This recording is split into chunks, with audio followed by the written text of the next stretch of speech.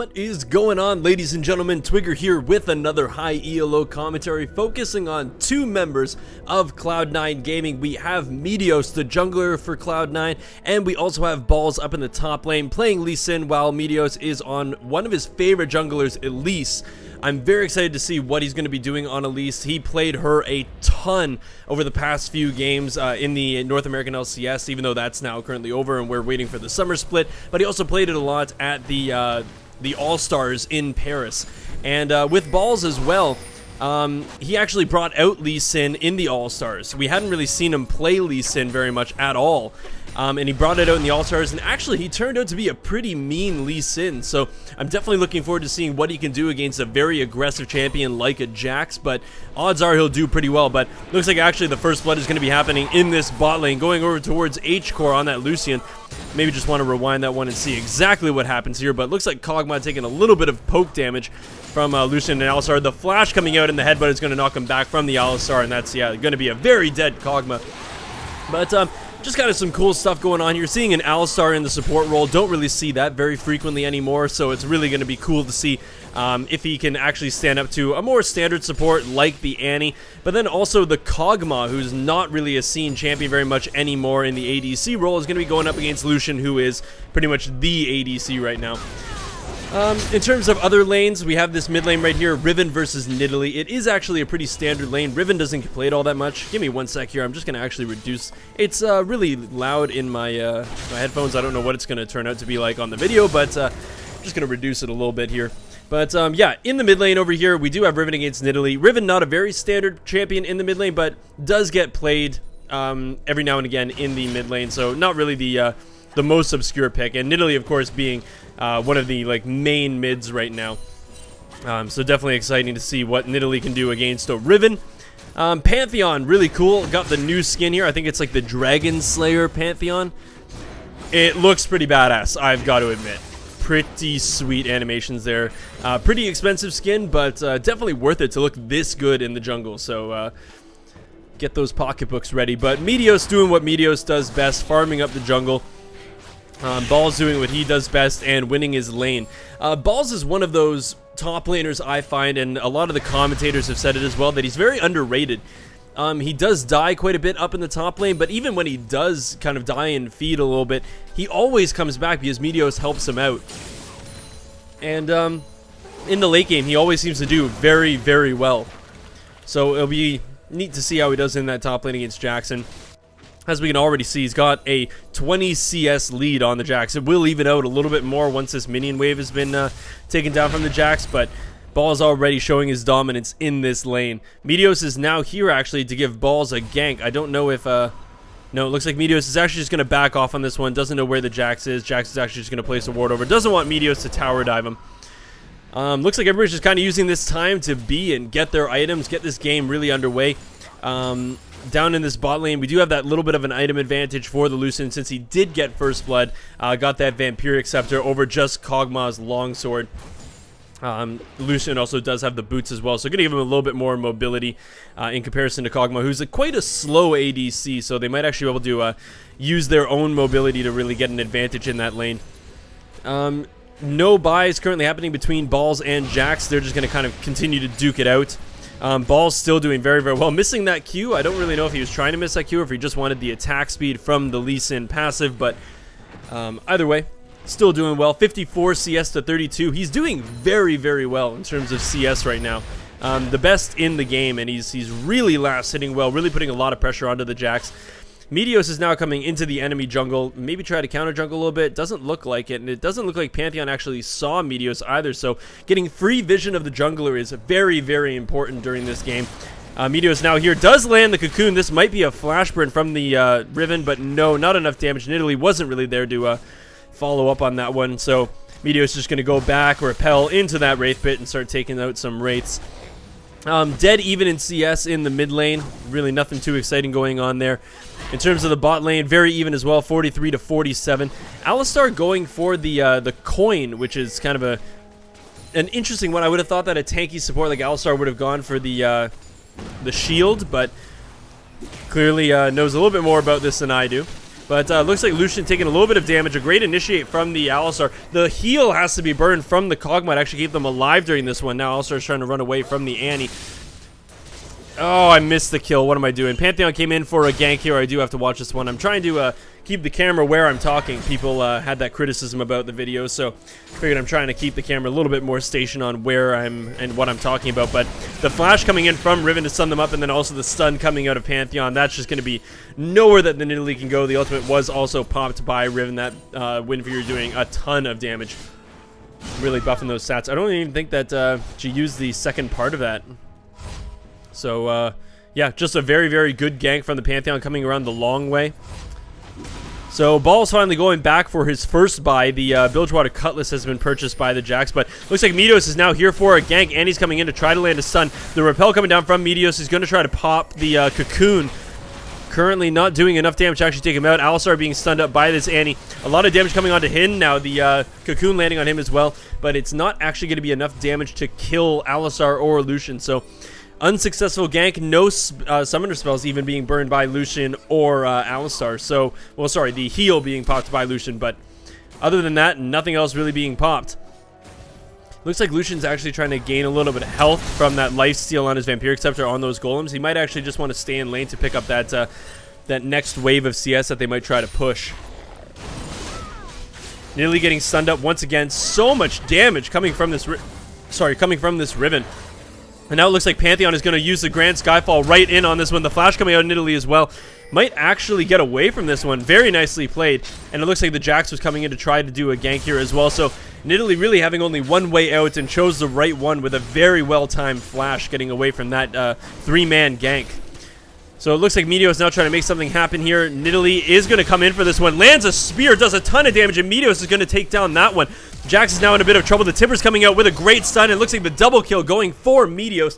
Very, very well played. Very calm, cool, and collected from Meteos to wait for that Cocoon so that way he could land it onto the Riven, and then Nidalee following up with a very nice spear on the stationary target. Really evens out that gold. And now actually the gold lead is currently in favor of the purple team. 12.8k to 12.4k, about 9.5 minutes into this game. And one of the main reasons actually for that gold lead is because of how well Balls is doing. 92 CS to 60. Being 32 minions up at this point is pretty absurd. You've won your lane pretty darn hard. And now it looks like the tier 1 turret in the top lane is going to be taken down as well. And Jax once again just losing so many CS to that turret because Balls was just patient and allowed the turret to take down as many minions as it could. So tough position for Jax to be in. I don't know how he's going to deal with Meteos right now, but it looks like Meteos coming in, sorry, with Balls right now, but Meteos coming in for a gank up here. But sadly there was a ward just played by the Jax.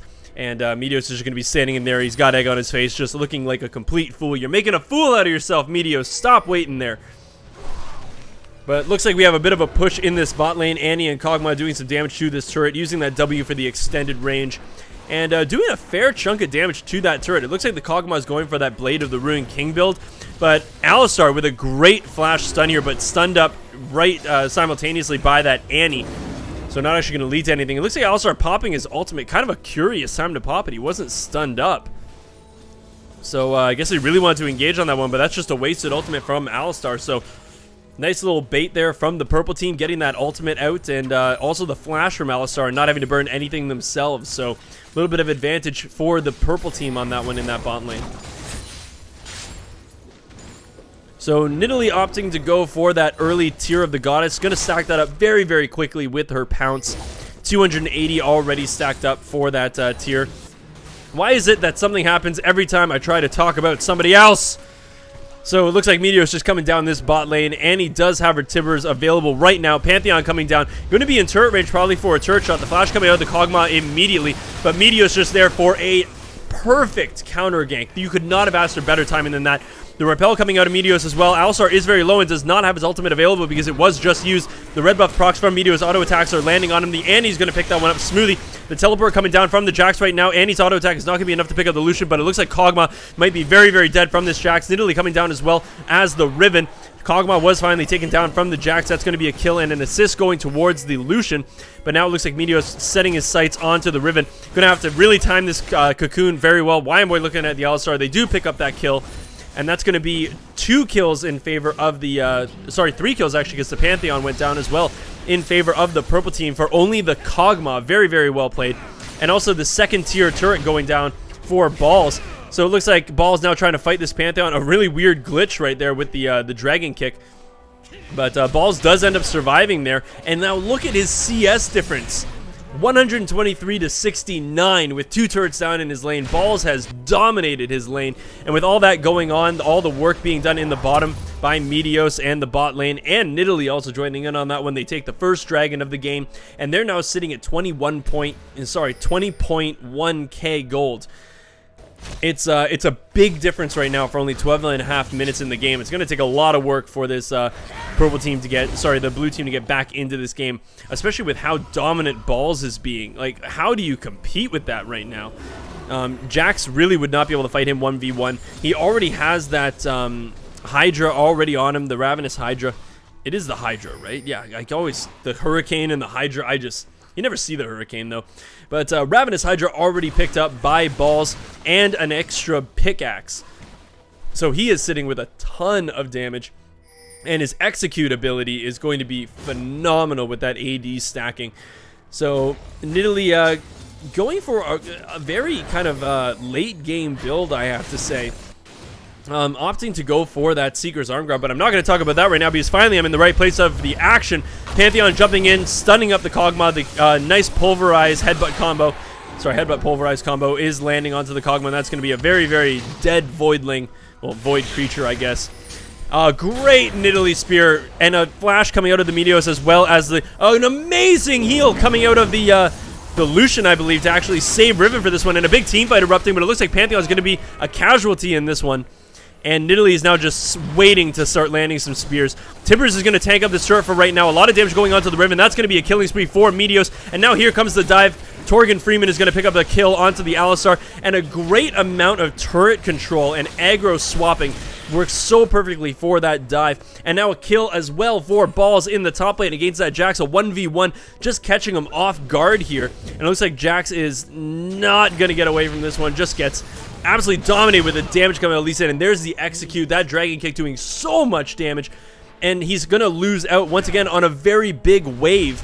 And now Balls is just going to sit here and take a ton of the turret down. He's just doing so well, and that was the first ace of the game. Very, very cleanly. Only the Kog'Maw going down for that ace. And it looks like Balls is not going to get greedy here. Is just going to kind of run away from this one. Could have probably engaged onto that Pantheon if he was really feeling ballsy. Balls feeling ballsy. See what I did there? Man, I am funny. But anyways, 25.7k to 18.5k, a 7k gold lead for this purple team. Only 14.5 minutes in the game. 3 turrets to 0, 1 dragon to 0, 10 to 4 in kills. Pretty demoralizing for the blue team right now. Really, really tough position to come back from. And that's another turret going down the first tier of the mid lane. And Balls landing the Q onto Jax. Looks like he's going to kind of back off, not get hit by that Counter-Strike. And is just going to sit back and start pushing the lane again. Meteos picking up that. Oh my god, the damage coming out of the Nidalee. The Annie stun as well, flashing in and getting the stun off onto the Pantheon. And the killing spree going for Meteos. Actually, sorry, it's way more than a killing spree right now. He's at 7-0-3.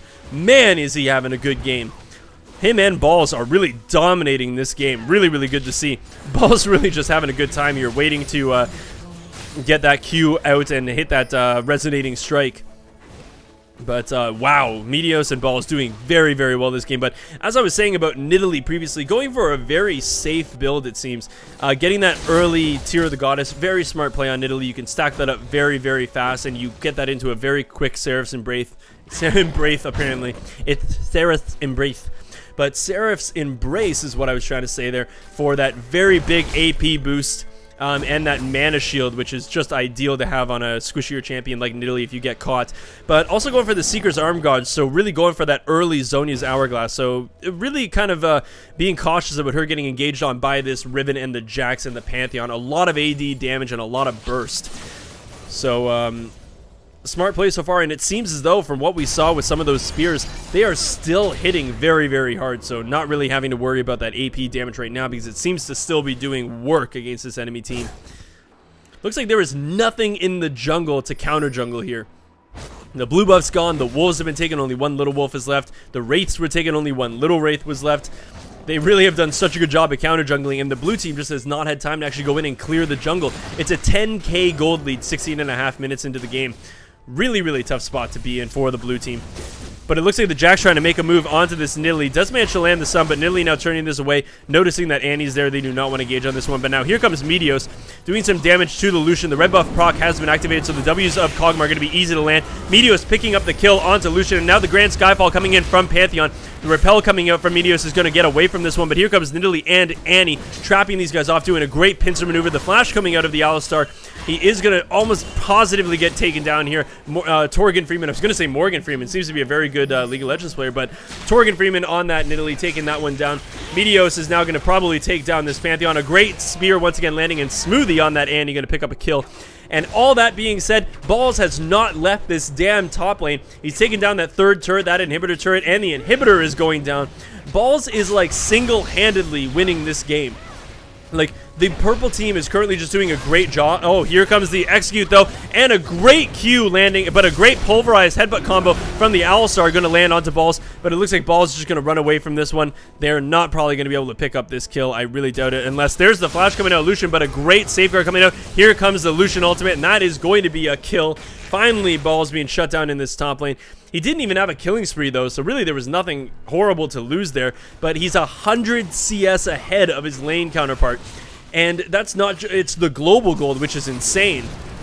But looks like Kog'Maw once again being caught out a little bit here, getting dominated by that Alistar with his headbutt pulverized combos. He's the only one really with deaths on the team, 0, 4, and 4. He's the only one not really having a fantastic game. Even his support is doing way better. But Balls is just single-handedly up in that top lane, dominating this Jax. He hasn't received any ganks and he hasn't roamed. So it's just been a dominating performance from Balls on Lee Sin. And against a fairly mainstream champion like Jax. But Meteos coming in, does manage to get the repel very close to this Jax. The cocoon not landing, though. Jax is just going to leap strike away from that onto the friendly Pantheon. And it looks like everyone's just going to kind of regroup here. Meteos is looking for this kill, though. Sadly, I do not believe he is going to find it. Nope. Jax is B now, but Pantheon now in a little bit of a problem area. Is going to get stunned up, and now Riven jumping in, flashing, missing the Wind Strike, though, or the Wind Fury, whatever the hell that thing is called, but missing the main damage out of that one, so Meteos gets away from that, only at half HP. But now finally we see Balls in a different lane, going for the 3v1, manages to do a ton of damage, surviving for a freakishly long time, but ends up finally being taken down. I think Balls had a bit too much balls. His balls were too big on that one, and kind of went into a 4v1 and surprisingly did not live. So, picking up his second death of the game, but he's currently sitting at 203 CS. The next closest person is Kog'Maw, actually sitting at 146, so even that is 60 CS behind what Balls has been doing, so doing a phenomenal job in that top lane. And Balls now finally going for, oh my lordy, those Nidalee spears. So Balls now finally going for a little bit more tankiness here. Got those Ninja Tabi and also got the Warden's Mail to try to get a little bit of armor there. Because as I was saying previously, with Jax, Pantheon, Riven, and Lucian, you've got a ton of AD damage coming out of this team. If these purple team members just build armor, it is a very, very simple GG here. But it looks like I'm going to just comment on Kog'Maw's build here. Kog'Maw has gone for a Zhonya's Hourglass, so I don't know if this is like actual strategy that he's planning on implementing, or if he knows that these guys are just way too far ahead, and so he's just kind of building whatever the hell he wants to build. But kind of a mix AP AD Kog'Maw. And now with all this going on, the blue team is completely oblivious to the two-man Baron going on from Meteos and Balls. It looks like the purple team is doing a great job of distracting the blue team. And is Riven going to actually walk up here? No, he is not. Looks like this Baron is just going to be taken out by Meteos, Smoothies, Annie, and Balls. But hey, they at least got the Baron before the surrender vote actually came out. But this was just a dominating performance from the two members of Cloud9, Meteos and Balls. But definitely a great game overall, some really clutch plays, and very glad that our featured 2 players did very well this game. So if you guys like this video, hit that like button, share a comment, say whatever you want, whatever, but definitely tell me if there's anything that I can do to make the video experience a little bit better for you. If you haven't subscribed yet, subscribe to my channel. If you have subscribed, thank you guys for all your support, and I will see you guys in the next video.